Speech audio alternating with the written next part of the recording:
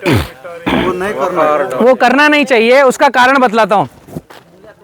देखो ये पौधा आपका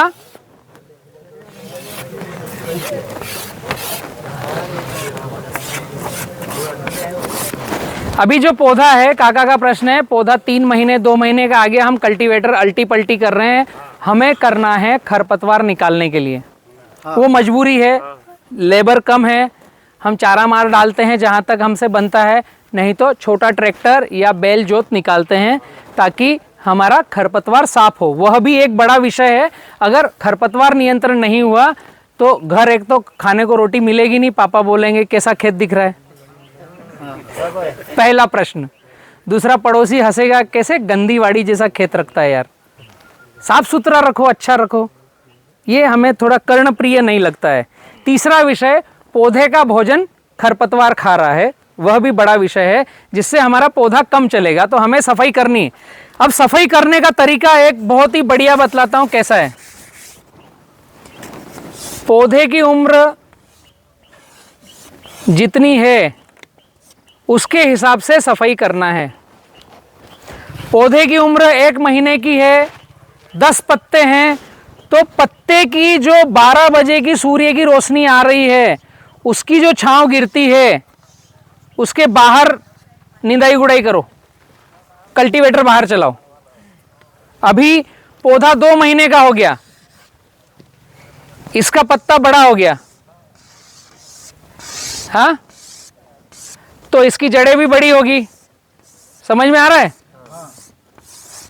जड़ें भी बड़ी होगी, तो अब सूर्य देवता जहां रोशनी दे रहे हैं उसके बाहर कल्टीवेटर चलाओ। पौधे की हाइट से जो पत्ता जहां गया उसके ठीक बराबर अंदर कल्टीवेटर नहीं चाहिए, उसके बाहर चाहिए, तो आपका निंदाई गुड़ाई ठीक है। अंदर लेबर से निकलवाओ, हाँ, तो वो थोड़े समय के लिए ठीक है हर्बिसाइड। केले की फसल में परमानेंट सही नहीं है। एक तो केला मिट्टी में जैसे हर्बिसाइड गया तो 2 तरह का आएगा, एक तो कॉन्टैक्ट, एक सिस्टेमेटिक। सिस्टेमेटिक, अभी हम आ रहे थे रास्ते में एक ने फ़ोन लगाया, मेरे मित्र है भूपेंद्र सिसोदिया जी एमपी के, वो दवाई दूसरी डलवाना चाह रहे थे कॉन्टैक्ट, तो वो मजदूर ने सिस्टेमेटिक डाल दी। अब वो केले के जो पत्ते के नक्के पर लगी तो पौधा सिस्टेमेटिक आउट हो गया, पौधा खराब होगा ही। कॉन्टैक्ट भी डाला तो जो खरपतवार मरा उसकी धांस नीचे से उड़ती है। अभी आपने हर्बिसाइड डाला तो इसकी एक गंदी सी स्मेल आती है जो पत्ते के नीचे से चिपकेगी बड़े केले के पौधे पर, तो इसको नीचे से इफेक्ट होगा, सीगा टोका आएगा या इसमें चट्टे लगेंगे। तो अल्टीमेट कोई अच्छा स्वस्थ बच्चा है उसको एक यहाँ घाव दे दिया, एक यहाँ दे दिया, एक यहाँ छील दिया, अभी होगा क्या? अभी ऐसा करके एक नाखून छील दो आप थोड़ा सा, मैं कितनी ही बात बताऊं आपका ध्यान उस जगह पर है। अभी उंगली में एक सुई का टच करके बाहर निकाल दो, जब ब्लड टेस्ट कर लिए जाते हैं ना, ऐसे टच करके निकाल दिया। आज का दिन भर आपका ध्यान इस उंगली पर, बात किससे भी कर रहे हो, बाइक चला रहे हो, खाना खा रहे हो, किधर भी जाओ ध्यान उंगली पर। तो जब हम हर्बिसाइड डालते हैं, वो जो हमारा पौधा है, ये जो मित्र है हमारा जो पैसे देगा हमको, यही पैसे दे रहा है ना हमें, तो अच्छा मित्र मानो इसे। इसको हमने घाव दिया थोड़ा सा। कोई माइका लाल इतना अच्छा हमारा मजदूर नहीं है जो केवल नीचे डाले, कुछ न कुछ पौधे पे लगेगा ही। और वो जो कुछ न कुछ लगता है तो पौधा अपना सेंस उस गलत जगह पर डालता है कि मुझे कुछ गड़बड़ हुई है, तो उसकी चलने की प्रवृत्ति छूटती है और उस जगह पर जो चोट लगी है उसको ठीक करने की प्रवृत्ति पर उसका ध्यान जाता है पौधे का।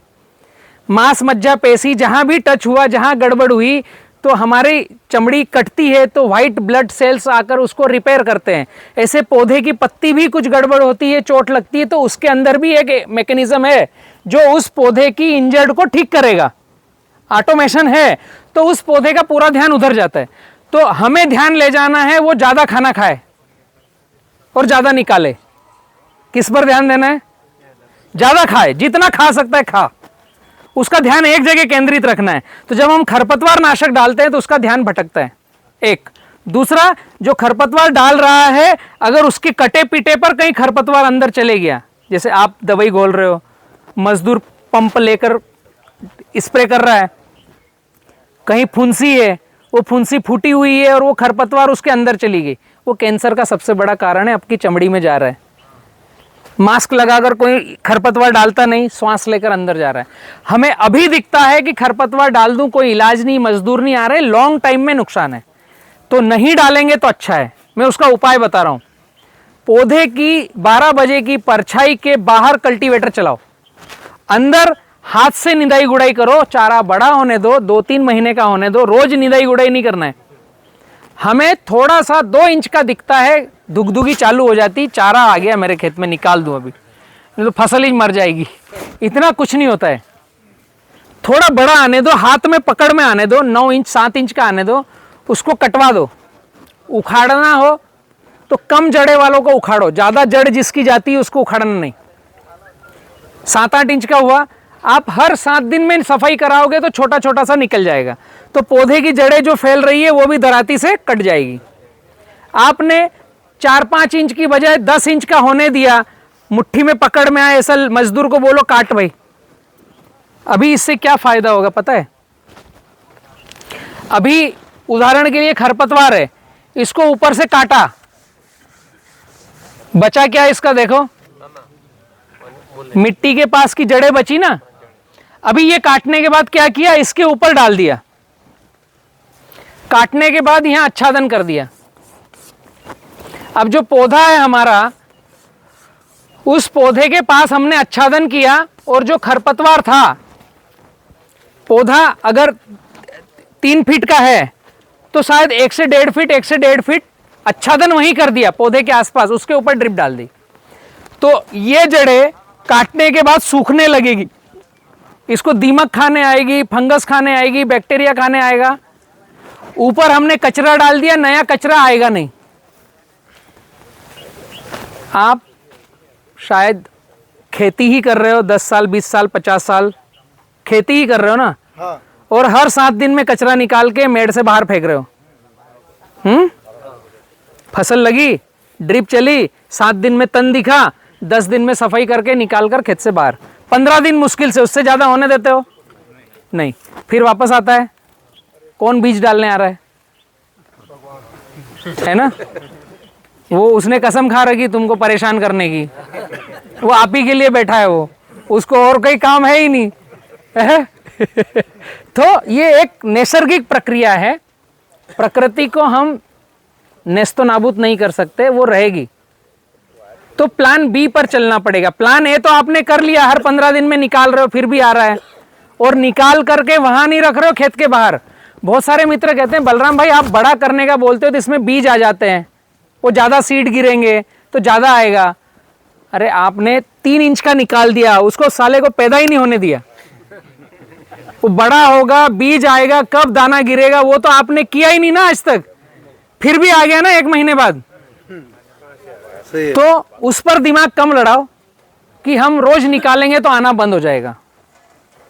वो नैसर्गिक प्रक्रिया है, वो जंगली घास से आएगी ही। कुछ भी एक हवा में कण रह गया तो वो निकल के नया सीड पैदा करके ले आएगा। तो करें क्या? आए ना, उसके लिए बड़ा करो, उसको काटो और वहीं बिछा दो। आच्छादन मार्केट से खरीद के लाने की जरूरत नहीं, पड़ोस के खेत से लाने की जरूरत नहीं। खरपतवार बड़ा होने दो, काटो, वहीं बिछाओ, उसके ऊपर ड्रिप रखो। अभी छांव कर दिया, खरपतवार डाल के बिछा दिया, धूप नहीं जाएगी तो नया तन नहीं आएगा, छांव करने से नया तन नहीं आएगा। दूसरा, ये जो नीचे जड़ थी ये सड़न क्रिया में बदलेगी, तो इस जड़ को खाने के लिए फंगस, दीमक, देसी केचवा इसको खाएगा। इसको खाते खाते वहां दूसरे बीज पड़े उनको भी खा जाएगा। जब कचरा मल्चिंग करते हैं तो नीचे एक इकोसिस्टम डेवलप होता है, कीट पतंग, तुड़तुड़ा, महुआ, मक्खी, मच्छर सब आ जाते हैं, एक दूसरे को खाते हैं, कचरे को खाते हैं, पत्ते को खाते हैं, बीज को खाते हैं, तो अगला खरपतवार आएगा ही नहीं। आप सोचोगे कि अभी आ नहीं रहा है, तो ये प्रक्रिया करो। बाहर कल्टीवेटर, अंदर काट का वहीं डालो, शायद एक आध बार आएगा, दूसरी बार काट के डाला तो उस जगह खरपतवार ही नहीं आता। प्रक्रिया थोड़ा चेंज करके देखो, हम हमेशा तो निकाल ही रहे हैं, अभी काट कर डालकर देखो तो चारा मार डालना नहीं पड़ेगा। इसके आगे बढ़ते हैं, पौधा लगाने वाली प्रवृत्ति हम करते हैं। अभी चलें आगे पौधा लगाने।